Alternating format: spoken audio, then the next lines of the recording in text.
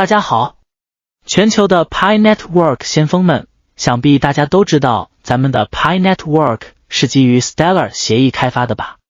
今天呢，我想和各位先锋主网前必须了解的财富知识，那就是去中心化金融 DeFi。希望大家在 Pi Network 主网后，在金融这一块别走弯路。要是你喜欢这个影片，可别忘了点赞、订阅，把那小铃铛点亮，再分享给你的朋友们，咱们一起为 Pi 赋能。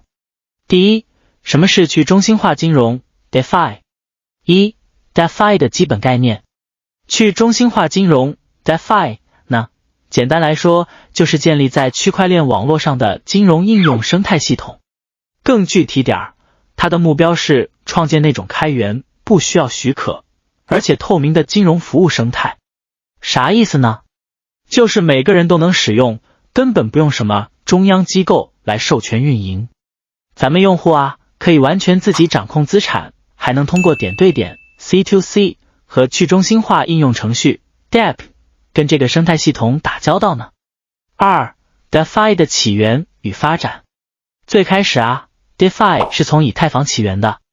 不过现在呢，大多数有智能合约功能的区块链都能托管 DeFi DApp 啦，像 Arbitrum 和 Optimism 这些 Layer 2解决方案都是。就拿咱们现在的情况来说， DeFi 的发展那是越来越快，涉及的区块链也越来越多了。第二， DeFi 的核心优势。一、跳过中间机构。传统金融啊，得靠银行这些机构当媒介，出了问题还得法庭来仲裁。但 DeFi 应用程序可就不一样了，它能直接跳过这些中间机构和仲裁机构，它靠代码就能把各种可能出现的争议解决得明明白白，咱们用户自己就能完全掌控自己的钱。这种自动化的方式呢，成本低了，金融体系也更和谐了。二、降低单点故障风险。这种新的金融服务是部署在区块链上的哦。这有啥好处呢？就是单点故障没了，数据都记在区块链里，分散在好几千个节点上，别人要是想审查或者关停服务，那可就太难了，风险也就降低了不少。三、覆盖更多人群。还有个重要的优势，就是 DeFi 能让金融生态系统更开放，能照顾到更多用不了传统金融服务的人。传统金融体系赚钱主要靠中间机构，低收入群体它一般都不管。但 DeFi 能大幅减少成本，低收入人群也能享受各种金融服务了。第三， DeFi 的潜在用例。一、借贷。开放借贷协议在 DeFi 生态里可受欢迎了，是最热门的应用程序之一呢。和传统信贷体系比起来，去中心化借贷优势多多。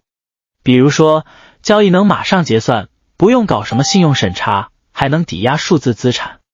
这种借贷服务是建立在公共区块链上的，对信任度的要求特别低，还有密码学验证方案保护着。基于区块链的借贷市场能降低交易对手风险，借钱成本低了，放款速度还快了，更多人都能享受这个服务了。二、货币银行服务。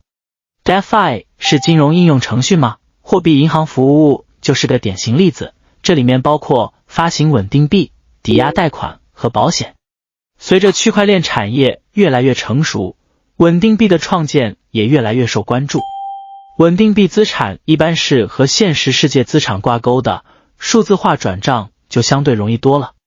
加密货币价格有时候波动可大了，但去中心化稳定币能当日常用的数字货币，还不是中央机构发行和监控的呢。智能合约出现后，抵押贷款的承保和法务费用能降不少。区块链上的保险能跳过中间机构，让好多人一起分摊风险，投保人就能花少点保费，享受一样好的服务了。三、去中心化市场。在 DeFi 领域，去中心化交易平台 DEX 那是相当受欢迎，像 Uniswap 和 PancakeSwap 大家应该都听说过。在这些平台上，用户能直接交易数字资产，不用把钱交给中间机构保管。靠智能合约，用户用自己的钱包就能直接交易。有些交易平台是自动化做市商 M， 通过流动性资金池促进交易，不用交易对手直接来匹配你的交易。去中心化交易平台维护和管理简单，交易手续费比中心化交易平台低多了。而且区块链技术还能用在传统金融工具的发行和赋权上，这些应用程序去中心化运作，不用托管方，也没有单点故障。4. 收益率优化。 DeFi Dap 能自动优化从质押、奖励池和其他游戏产品中获得的复合收益，这就是大家常说的流动性挖矿。比如说，你可以通过比特币挖矿，委托 BNB 或者提供流动性获得奖励。智能合约能拿着你的奖励去买更多标的资产，再投资，这样就能赚复利，收益通常能提高不少呢。智能合约还能帮你省时间，优化复利效果。你的资金和其他用户的资金合在一起，这样收益优化智能合约的所有成员，能一起分担 gas 费。第4，智能合约在 DeFi 中扮演的角色。1. 智能合约的原理。大多数现有的和潜在的去中心化金融应用程序都和智能合约的创建与执行有关系。咱们平常的合约是用法律术语来说明不同实体之间的关系，智能合约呢是用计算机代码。智能合约里的条款都是用计算机代码写的，都能自动生效。以前好多需要人监督的业务流程，现在都能自动执行了，可靠性可强了。2. 智能合约的风险。不过呢，智能合约也有风险，计算机代码很容易出错误或者有漏洞，要是这样，合约里重要的机密信息可能就泄露了。所以啊，虽然智能合约方便，但咱们用的时候也得小心。第5， DeFi 面临的挑战。1. 性能较差。和中心化的竞争对手比，区块链本来就慢，这就影响了在它上面的应用程序。DeFi 应用程序的开发者得考虑这些限制，得想办法优化产品。像 Arbitrum 和 Optimism 这些 Layer 2解决方案，就是想通过提供更快、成本更低的交易来解决这个问题呢。2. 用户失误风险较高。DeFi 应用程序把中介机构的责任都转到用户身上了，这对好多人来说可不是好事。因为产品在不可篡改的区块链里，想通过产品设计减少用户失误造成的损失可太难了。3. 用户体验不佳。现在啊，用户用 DeFi 应用程序还是挺费劲的。DeFi 要是想成为全球金融体系的核心部分，就得给用户带来真正的价值，把他们从传统金融体系吸引过来。最近在优化用户界面和教育资源方面下功夫，希望能缓解这个问题。4. 生态系统混乱。要给特定用例找最合适的应用程序，那可太难了，就像大海捞针一样。用户得有找到最佳方案的能力，不仅要考虑怎么构建应用程序，还要想想怎么让它融入庞大的 DeFi 生态系统呢。第6， DeFi 的风险。1. 交易对手风险。要是你参与质押借币或者其他类型的借贷，就得小心交易对手不还钱的风险。这和传统金融里的借贷风险有点像呢。2. 监管风险。有些服务和项目合不合法很难说。要是你投资的智能合约因为监管问题被关停了，你的资金可就危险了。全球监管机构最近的行动和指导方针对 DeFi 的发展和应用都有影响呢。3. 代币风险。你手里的资产因为流动性、可信度、代币智能合约安全性，还有相关项目和团队情况不一样，风险等级也不同。DeFi 领域低市值代币多，代币风险可能很高哦。4. 软件风险。代码有漏洞的话，你投资的智能合约安全性就差了。你的钱包要是连接到 DeFi Dap， 还赋予它某些权限，也可能有危险。为了应对这些风险，像多重签名钱包和风险保障基金，这些安全措施就出现了。5.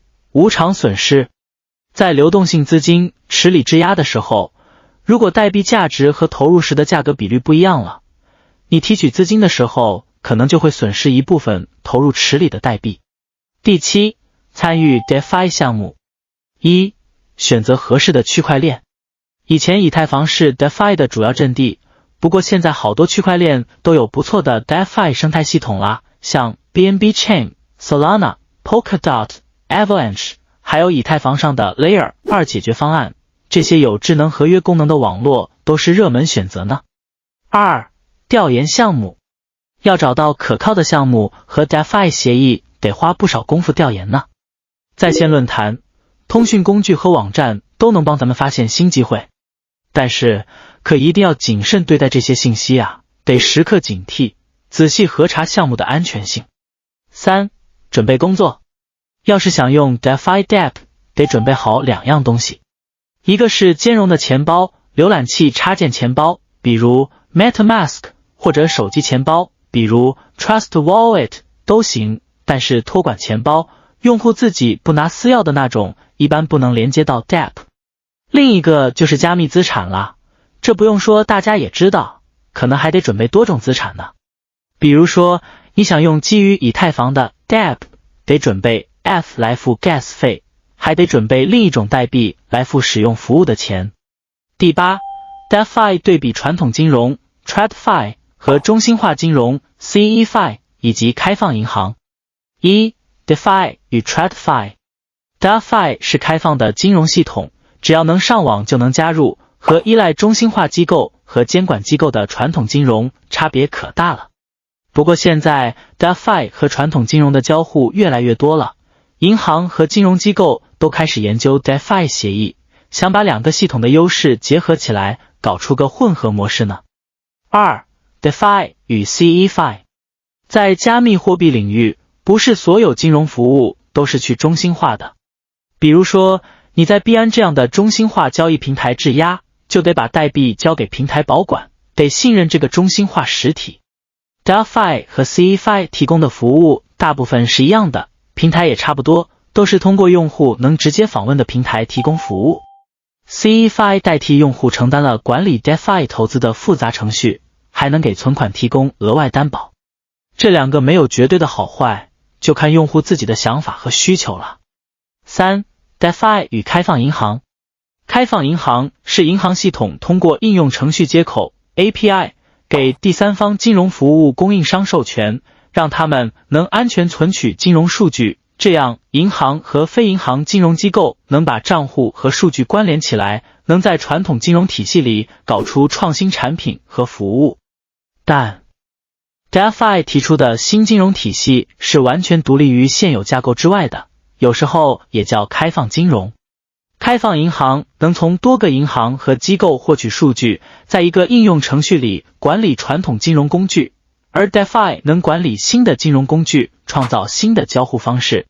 最后呢，咱们得知道 DeFi 发展的可快了，创造出了能自我维持的价值生态系统，吸引了资金、开发人员和新产品。虽然 DeFi 有希望彻底改变金融行业，但它现在还是个新兴领域。DeFi 的未来发展得靠技术进步、监管完善和主流采用率提升。要想持续发展，就得不断创新，克服 DeFi 的局限性和风险。咱们 Pi Network 的先锋们了解这些 DeFi 知识，对咱们以后在 Pi Network 主网后的金融活动肯定有很大帮助。希望大家都能好好利用这些知识，让自己的资产增值。